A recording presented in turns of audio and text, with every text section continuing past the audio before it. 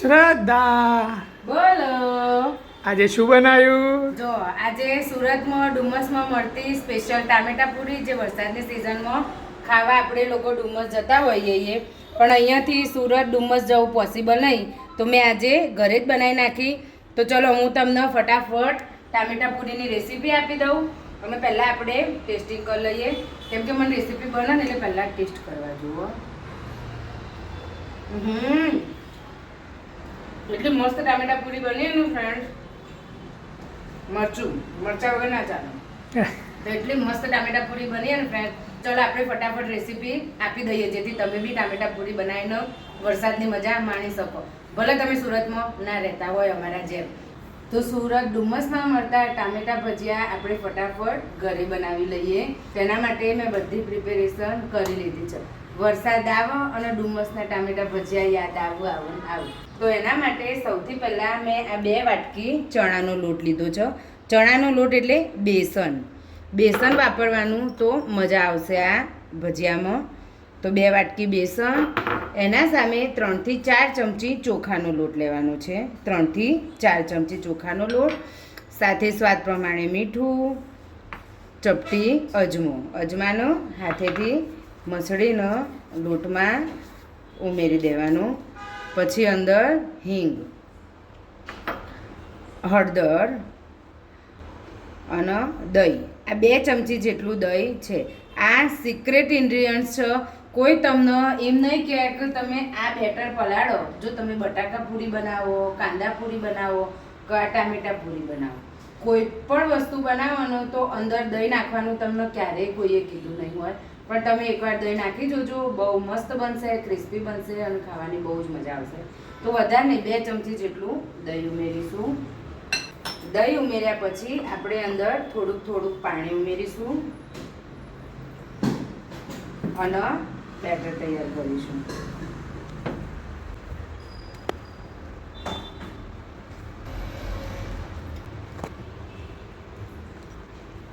થોડુંક પાણી ઉમેરતા જવાનું અને આવી રીતે વિસ્કરની મદદથી ફેંટતા જવાનું. એકવાર તમે આ રીતે ટામેટા પૂરી બનાવવાનું, મતલબમાં ડુમસના ટામેટા ભજીયા બનાવવાનું ટ્રાય કરજો, તો તમને ડુમસની યાદ જ નહીં આવે. તમે ઘરે જ બનાવી દેશો. જ્યારે વરસાદ આવે ને, ચલો ભાઈ ટામેટા કાપો અને ટામેટા ભજીયા બનાવો. એટલી મસ્ત રેસીપી બને છે.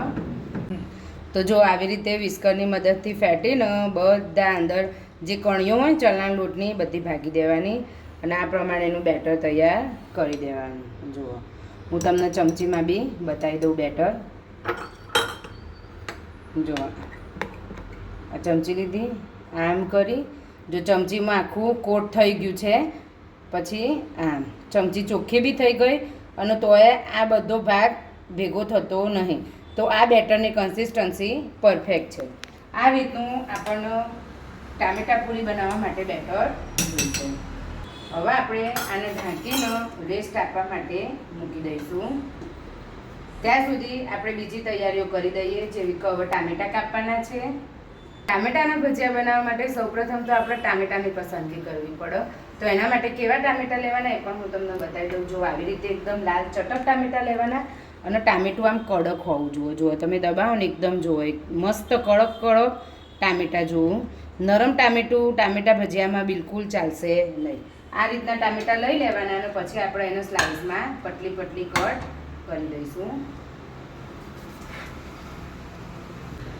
બહુ પતલી પણ નહીં અને બહુ જાડી પણ નહીં, એ રીતની આપણે બધા ટામેટાની સ્લાઇસો કરી દઈશું. જુઓ, આ રીતની સ્લાઇસ કરવાની. આપણે ટામેટાની સ્લાઇસ બહુ પતલી પણ ના જોવો અને બહુ જાડી પણ ના જોવો. જો જાડી હશે ને તો ભાવે નહીં, ને પતલી હશે ને તો ટામેટા ભજીયા પાડવામાં તકલીફ પડશે.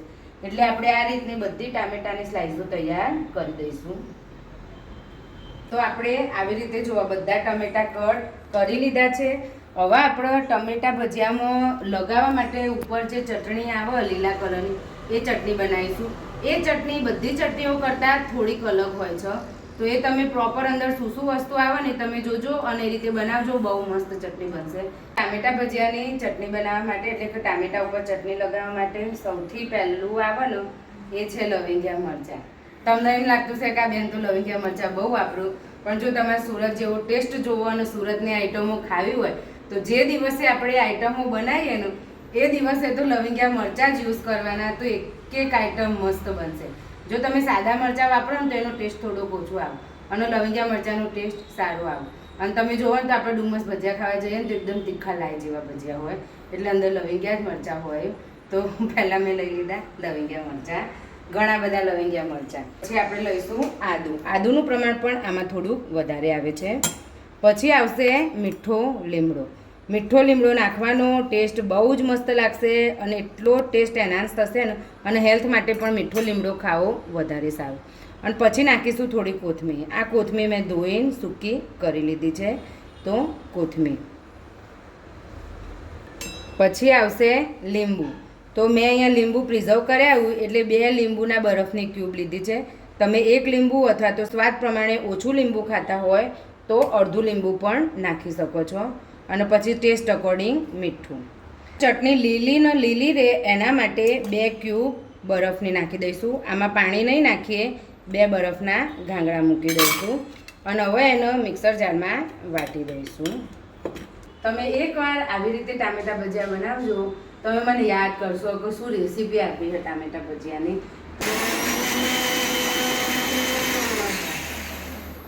તો જો આપણી એકદમ લીલી ચટાકેદાર ટામેટા પૂરી માટેની ચટણી રેડી. જો કલર બી કેટલો સરસ આવ્યો. આવી ચટણી જો લવિંગી મરચું એટલે થોડું ઉડ વધુ નહીં આવે, પણ ખાવાની મજા આવશે ને એટલે બધું આવી જશે. જો આવી રીતે બધી સ્લાઈસ એક થાળીમાં ગોઠવી દેવાની અને એના ઉપર આવી રીતે ચટણી પાથરી દેવાની. આપણે જે ગ્રીન ચટણી બનાવીએ ને એ રહીએ બધા ટામેટા પર આવી રીતે લગાવી દેવાની. વધારે લગાવવાની ઓછી લગાવવાની? મીડિયમ. તમારે તીખું ખાવું હોય એ પ્રમાણે. ઓલરેડી લવિંગિયા મરચાં હોય એટલે આપણે ડિસાઈડ કરી દેવાનું કે આપણે કેટલું તીખું ખાવું હોય. આપણે તો તીખું ખવાય એટલે જો હું તો લગાવું વધારે, પણ તમે જે રીતનું તીખું ખાતા હોય એ રીતે વધારે ઓછી. તો જો આપણે બધા ટામેટાની સ્લાઈસ ઉપર આવી રીતે ચટણી લગાવી દઈશું. મસ્ત મસ્ત તીખી ખાવાની મજા આવે એવી. વરસાદ પડતો હોય ને આવી તીખી ચટણી ટામેટા ઉપર ખાવાની બહુ જ મજા આવે. હવે આપણો આ જે બેટર પલાળ્યું હતું ને એનો બી રેસ્ટ અપાઈ ગયો, કેમ કે આપણે આટલી તૈયારી કરી ત્યાં સુધીમાં બેટર સરસ તૈયાર થઈ ગયું. એક બાજુ મેં તેલ પણ ગરમ કરવા માટે કઢાઈમાં મૂકી દીધું છે અને આ બેટરનો 1 થી 2 મિનિટ આપણે ફરીથી ફેટી લઈએ એટલે થોડું ફ્લફી થઈ જાય. આ રીતે જો તમે ચણાનો લોટ પલાળશો ને તો તમારા અંદર બેકિંગ સોડા કંઈનો કશું નાખવાની જરૂર નહીં. એમનામ જ મસ્ત ભજીયા બનશે, એટલે તેલ પણ બહુ પીવું નહીં.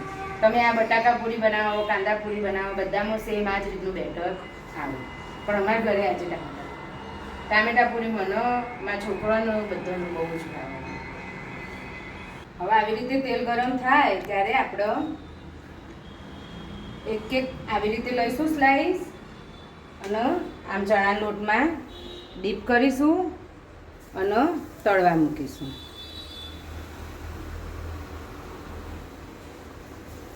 લોટની કન્સિસ્ટન્સી તમે ધ્યાન રાખશો ને તો કમ્પ્લીટ હારી ટામેટા પૂરી થશે.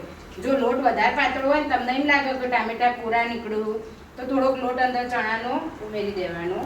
બાકી આટલી કન્સિસ્ટન્સી પરફેક્ટ જ છે ટામેટાની.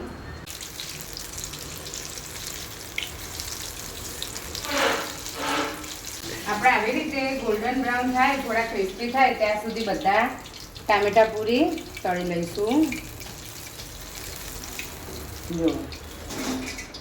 જો એકદમ મસ્ત ટામેટા પૂરી આપણી બને છે.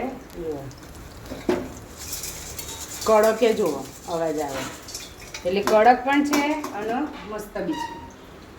તો આપણે આવી રીતે બધી ટામેટા પૂરી તૈયાર કરી લઈશું. હવે મળીશું આવી નવી જ બીજી રેસીપી સાથે. ત્યાં સુધી બાય બાય, ટેક કેર.